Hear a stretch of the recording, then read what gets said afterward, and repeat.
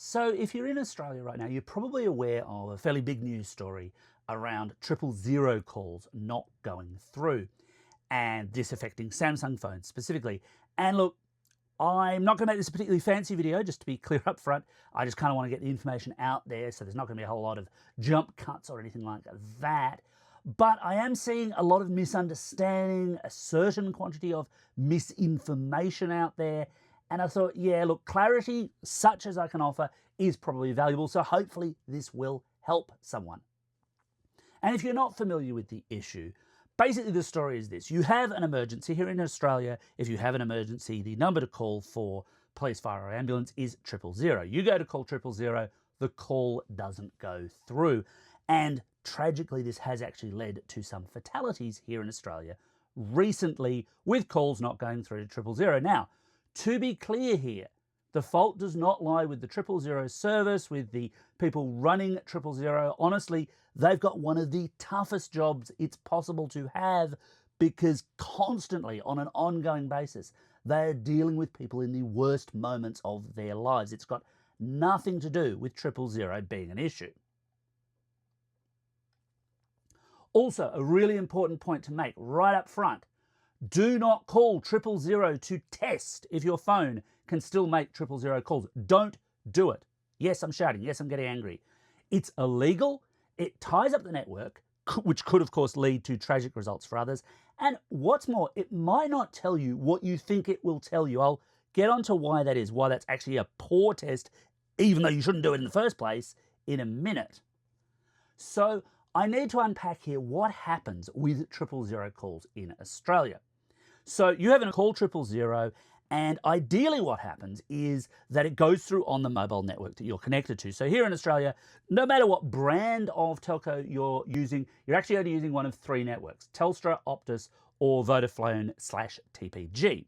And if your network is available to you, the 000 call goes through, and that still does happen. However, there's a big difference in how 000 calls are treated relative to regular calls. If you're phoning the local pizza place and your phone network is down, you just don't get through. They don't try and route it. But for 000, because it's an emergency, the other carriers are actually obligated to take that call. So if your network isn't available, your call should then get rerouted through an alternative available network so that you can get through, because, hey, it's an emergency. It's exactly what should happen. And the basic principle here is quite sound. Nobody needing the assistance of the police, ambulance, or fire services should go without under any circumstances. And the reality here is that unless you're in an area with absolutely zero coverage from all three networks, you should be able to connect to 000. Obviously, for select phone models, currently newer model iPhones and some Google Pixel phones, you can also access satellite SOS services, but that's an entirely different kind of thing. So how does all of this lead to 000 calls not going through on Samsung phones? Well, the key point to make here is that it's not all Samsung phones, far from it.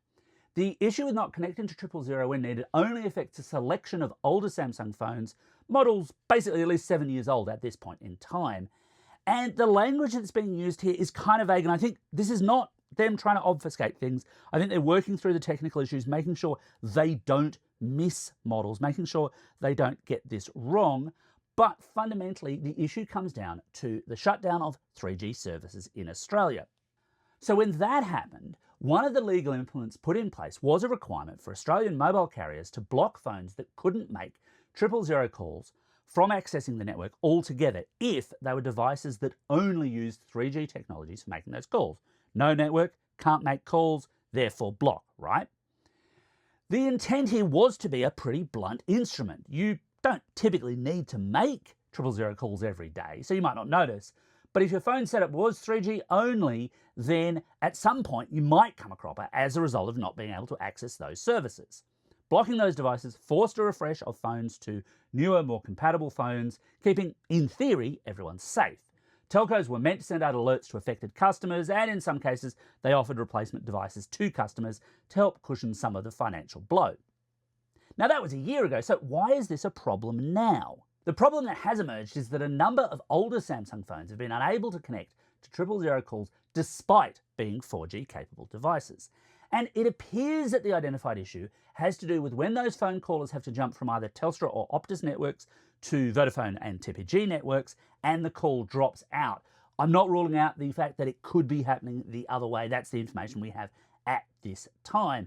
And again, whilst it hasn't been made absolutely explicit, Samsung even notes on its own alert page around the issue that under the government's emergency service call determination, all mobile network operators are required to block devices from their networks that are not configured to access emergency call services. So it's definitely to do with the 3G shutdown.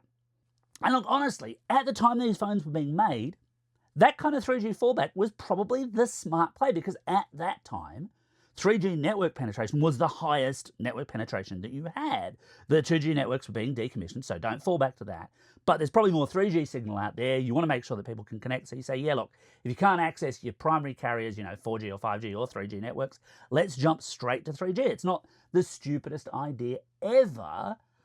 But of course, as soon as there's no 3G network, you can't necessarily make those calls. And obviously, in this case, it's not primary 3G network. It's this cascading down to a secondary network if your primary network is not working. This is also why, just to be clear, calling 000, which you should not do to test your phone, is a really poor move. Not only is it completely illegal, but unless you're in the middle of a network outage or a coverage issue, you're just going to go through on your primary network anyway. It's not actually going to tell you what you think it tells you. It's just going to say, yes, this works, and congratulations, you've just tied up the network and possibly made someone else's life considerably more miserable. So once again, do not call 000 unless you have an actual emergency. I am seeing some reports of people saying, oh, well, I'll just give it a call to be sure because I want to be sure. And I understand the concern, but it's not going to prove what you think it's going to prove, and it is going to clog up vitally needed services. So once again, do not do it. But what can you do if you've got an older Samsung phone? Look, you should. I say should, I do not speak for the telcos. I will make it very clear here, by the way. I don't speak for the telcos. I don't speak for Samsung. I'm not on their payroll in any way. I'm a tech journalist. I'm just concerned about this issue, which is why I'm making this very simple video. But to get back to the point, you should be contacted by your telco to indicate that there's an issue with your phone and that it will need to be replaced, although that's a smaller subset of the total number of identified phones. Of the identified handsets, 61 of them need a software update, while only 11 actually require replacement and cannot be updated. I will throw those tables up, and you can pause this and I'll put all the links in so you can go and look up these details if you are concerned. But as such, if you are concerned, and if you don't have any of those 11 models which are definitely needing replacement, the smartest move is to ensure that you've run updates to their full extent. And on most Samsung phones, that should be a question of heading to the settings app, opening up the software update panel and applying any available updates.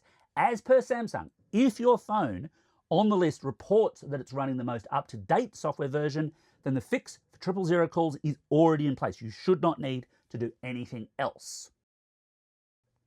And you might be thinking, well, why wasn't this noticed when the 3G networks were shut down last year? And honestly, it's a good question. And just like every other time somebody says something's a good question, they're stalling for time, because honestly, I do not personally know. It appears, in my opinion, to have been far more a question of omission than commission, because the affected handsets could access 000 on their primary networks. It was a scenario that crossed both handset manufacturers and multiple telco networks. Should it have been addressed though? Absolutely. Now, as to the question, is it only Samsung phone? Is it all Samsung phones? So to answer that second question first, no. It's only a selection of older Samsung phones, not all of them. And as for the question as to whether it's only Samsung phones, well, look, I can't say for sure without grabbing everyone's phone that everyone has used in Australia over the last 20 years and testing all of them, which cost prohibitive and, let's face it, impossible without a time machine. But it's kind of unlikely that it's only Samsung devices affected, but I'm not surprised that Samsung has cropped up so prominently here. And the reason there is kind of market economics. In Australia, the two biggest brands in terms of mobile phone sales, and this has been the case for more than a decade easily, have been Samsung and Apple. There's just far, far, far more Samsung and Apple phones out there than anything else at all. Every other phone brand, the market share they've got is tiny, and so there's just fewer devices out there. Is it feasible that some of those other devices might use the same kind of approach to 000 fallback? Yes, and I mean, I'd certainly hope that the telcos are doing what they can with those manufacturers where they're still operating in Australia. We have had some brands come and go, but that the telcos are doing what they can to try and identify, hey, hang on, if you've got this, then, that's not going to work, that kind of thing. There is an additional wrinkle here, though, and this cropped up when I reported on 3G shutdown last year, which is people who have imported phones. So you might have a phone that is a model sold in Australia, but it might be an overseas model. In that case, it gets more complicated again because the software updates are different, the bands are different.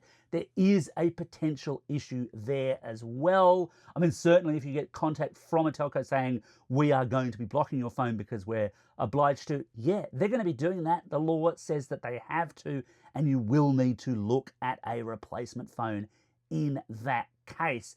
But across the thousands and thousands and thousands of variable models that might have been out there, saying it's only Samsung, I can't say for sure, but I doubt it. I seriously doubt it.